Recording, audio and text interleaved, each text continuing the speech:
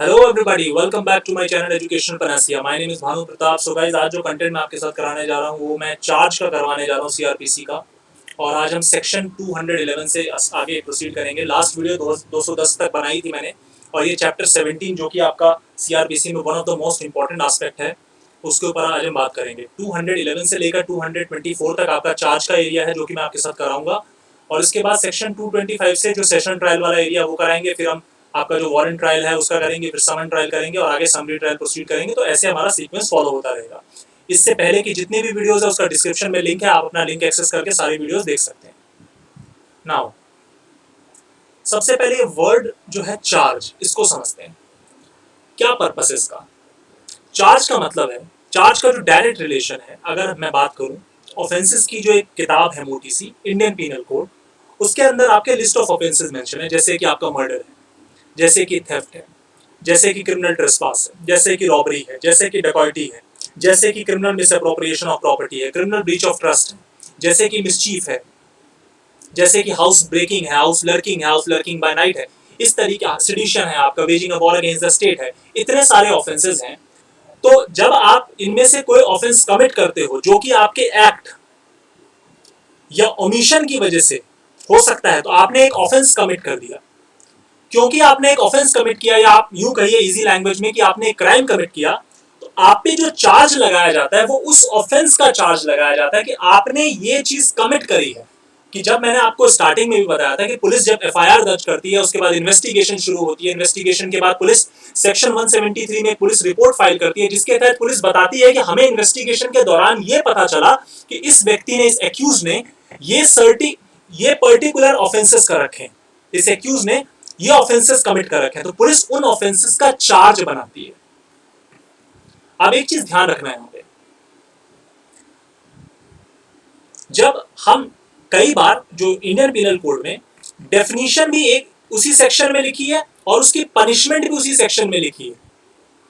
मैं क्या बोल रहा हूं, ध्यान से सुनना। डेफिनेशन भी उसी सेक्शन में लिखी है और पनिशमेंट भी उसी सेक्शन में लिखी है। तो उस केस में तो हम उसी सेक्शन का चार्ज बना देते हैं। मगर आपने इंडियन पिनल कोड में कई जगहों पे ये देखा होगा, जैसे मर्डर का एग्जांपल ले लेते हैं, कि जहां पे 299 और 300 में,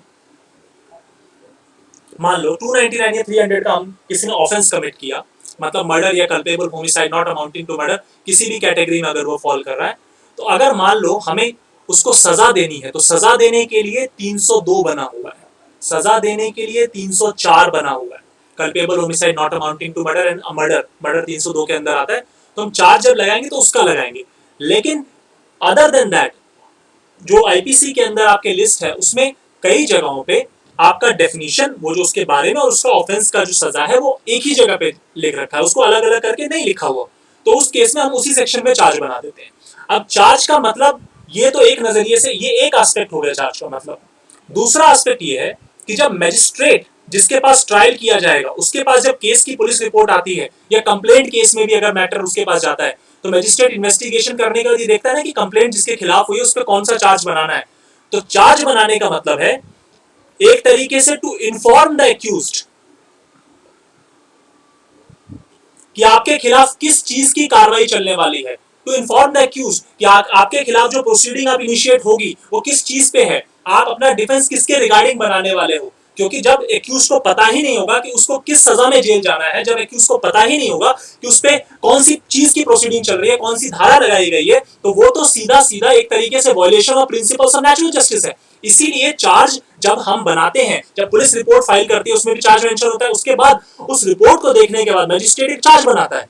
मैजिस्ट्रेट चाहे तो पुलिस रिपोर्ट में लिखे हुए चार्जेस को हटा सकता है, एक नया चार्ज ऐड कर सकता है। मैजिस्ट्रेट चाहे तो चार्ज मतलब जो एग्जिस्टिंग चार्जेस को रिमूव कर सकता है। ये अल्टरेशन ऑफ चार्ज का एरिया होता है, ये 216 में फॉल करता है आपका। तो मैजिस्ट्रेट के पास ये भी पावर है। तो जब चार्ज बनेगा तो एक्यूज को इन्फॉर्म हो जाएगा कि आपके ऊपर ये वाला धारा लगाई गई है इंडियन पीनल कोड की, ये वाला सेक्शन अप्लाई हो रहा है इंडियन पीनल कोड का, and now accordingly you have to act, now accordingly you have to defend yourself. Now section 211 में चलते हैं। अच्छा, चार्ज का एक चीज ध्यान रखना, आप लोग आज आपका एक होमवर्क ही समझ लो। जब आप ये वीडियो देख रहे हो तो आप एक बार फॉर्म नंबर 32 जरूर पढ़ना। सीआरपीसी जहां पे खत्म है, लास्ट में फॉर्म्स दिए हुए हैं, समन का फॉर्मेट है, वारंट का फॉर्मेट है, प्रोक्लेमेशन का फॉर्मेट है, उसमें फॉर्म नंबर 32 है। जो चार्ज के रिगार्डिंग, जिसमें मजिस्ट्रेट जब चार्ज बनाता है जो इस तरीके से लिखता है, आई मजिस्ट्रेट का नाम charge you on this particular section, section 121, तो आपने इस दिन इस पर्टिकुलर टाइम पे इस जगह पे ये वाला ऑफेंस कमिट किया था।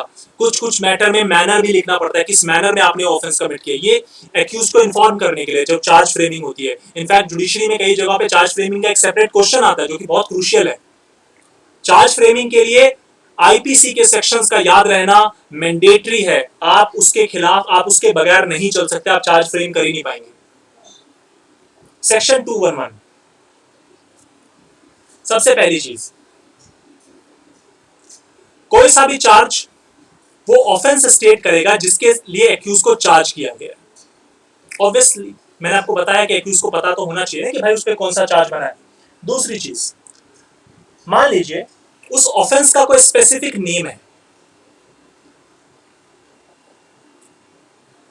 तो हम चार्ज में वो नेम भी मेंशन कर सकते हैं। एग्जांपल देता हूं, जैसे मान लीजिए सेडिशन वर्ड मेंशन है 124A में आईपीसी के, मेंशन कर सकते हैं। मर्डर वर्ड मेंशन है, स्पेसिफिक नेम है, मेंशन कर लीजिए।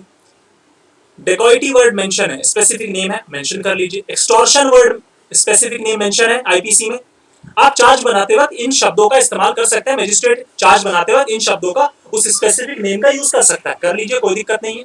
क्योंकि हमारा पर्पस क्या है कि जो चार्ज बना है एविडेंस उसी के बेसिस पे दिया जाएगा। जो चार्ज बना है प्रोसिक्यूशन उसके अलावा किसी दूसरे चार्ज पे एविडेंस नहीं देगा, क्योंकि चार्ज बनाने का मतलब है कि आगे जो ट्रायल स्टार्ट होने वाला है, हम जो कन्विक्शन कराने वाले, प्रोसिक्यूशन के नजरिए से बात बोल रहा हूं, हम जो कन्विक्शन कराने वाले एक्यूज का, वो कन्विक्शन हम इसी चार्ज के बेसिस पे कराएंगे। या फिर अगर एक्यूज अपने आप को डिफेंड करने की कोशिश करेगा तो वो इसी बनाए हुए चार्ज के बेसिस पे, इसी चार्ज से अपने आप को डिफेंड करेगा, अपने आप को एक्विट कराने की कोशिश करेगा। तो इस चीज का हमें खास ध्यान रखना है। अगली चीज, मान लीजिए लॉ में उसका कोई स्पेसिफिक नाम नहीं है उस पर्टिकुलर ऑफेंस का। जैसे कि मैं एग्जांपल देता हूं, रॉन्गफुल कन्फाइनमेंट की बात करते हैं, तो रॉन्गफुल कन्फाइनमेंट का कई जगहों पे स्पेसिफिक नेम है, कई उसमें भी कई सारी टाइप्स हैं रॉन्गफुल कन्फाइनमेंट में। या फिर मैं बात करूं मिसचीफ का, मिसचीफ में अगर मैं बात करूं तो बहुत सारे अलग अलग ऑफेंसेस हैं। एनिमल्स को मारना है, किसी के वेसल में आग लगा देना, वेसल को, प्रॉपर्टी को इंजरी पहुंचा देना, प्रॉपर्टी को नुकसान पहुंचाना, इस तरीके की कई सारी चीजें। तो अगर कोई स्पेसिफिक नेम मेंशन नहीं है वहां पे, तो उस केस के अंदर उसकी जो डेफिनेशन सेक्शन है उसका रेफरेंस लेके भी हम एक्यूज को ये इन्फॉर्म कर सकते हैं कि भाई आप पे इस वाले सेक्शन का चार्ज मैं बना रहा हूं क्योंकि आपने ये वाला पर्टिकुलर ऑफेंस कमिट किया है। आप कमेंट सेक्शन में इसका जवाब देंगे, क्या लॉ और सेक्शन नंबर चार्ज फ्रेम करते वक्त मेंशन करना जरूरी है या नहीं है? कमेंट सेक्शन में जरूर जवाब देना। क्या लॉ और सेक्शन, जो सेक्शन के अंदर आप फॉल कर रहे हैं, जिसका ऑफेंस आपने कमिट किया, ऐसा पुलिस ने आप पे आरोप लगा और मैजिस्ट्रेट उसके बेसिस पे चार्ज बना रहा है, तो क्या उस सेक्शन को मेंशन करना, सेक्शन का नंबर मेंशन करना जरूरी है या नहीं है? क्योंकि सेक्शन का नंबर जब आप मेंशन करेंगे तभी एक्यूज्ड को ये चीज पता चलेगी कि भाई यहां पे मैंने इस वाले सेक्शन में ये ऑफेंस कमिट किया है, तो तब जो उसका डिफेंस काउंसिल है वो उस हिसाब से केस अपना बनाएगा, एविडेंस उस हिसाब से पेश करेगा।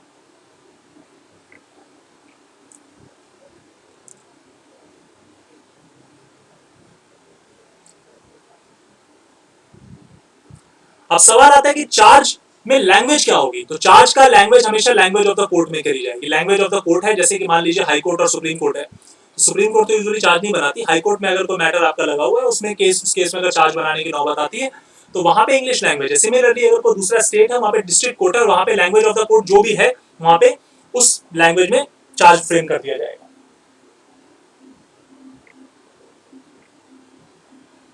नाउ मान लीजिए मैंने आप पे रॉन्गफुल कन्फाइनमेंट का चार्ज बनाया। अब ये बहुत इंपॉर्टेंट एस्पेक्ट है 211 का।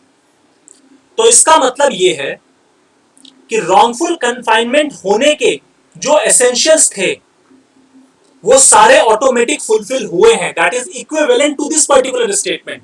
इसका मतलब ये हुआ कि जैसे लेट सपोज मैंने आपने ना 7th क्लास में फाइनल का एग्जाम दिया और आपके सारे क्लास के बच्चे प्रमोट हो गए, आप प्रमोट नहीं हुए।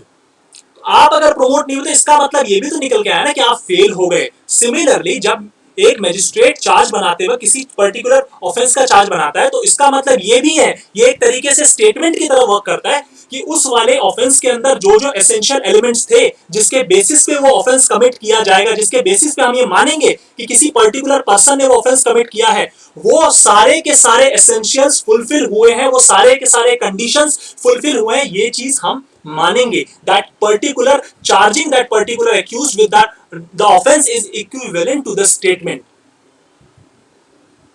नाउ मान लीजिए प्रीवियस कन्विक्शन हो चुका है एक्यूज का,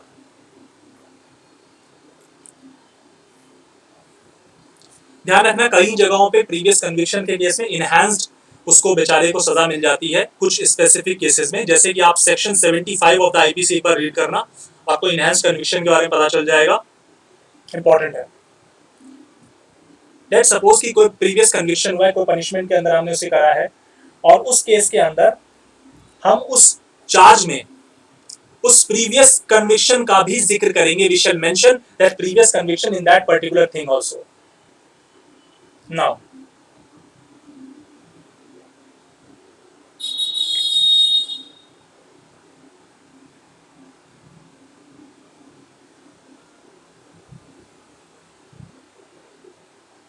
अब आप कमेंट सेक्शन में बस ऑफेंस लिखेंगे, ठीक है।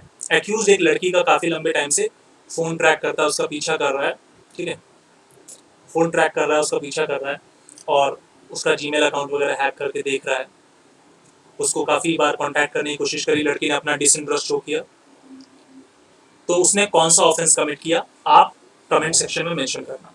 उसके बाद मैं सीक्वेंस में चल रहा हूँ, उसके बाद एक दिन उसने क्या किया, लड़की का हाथ पकड़ के लड़की को गुस्से में चाटा लगाने की कोशिश करी, और उसने लड़की को चाटा लगा दिया, ठीक है, पहले तो चाटा लगाने की कोशिश करी और एक बार चाटा लगा दिया, और उसको एक बार पकड़ के कमरे में बंद कर दिया, कमरे में बंद कर दिया।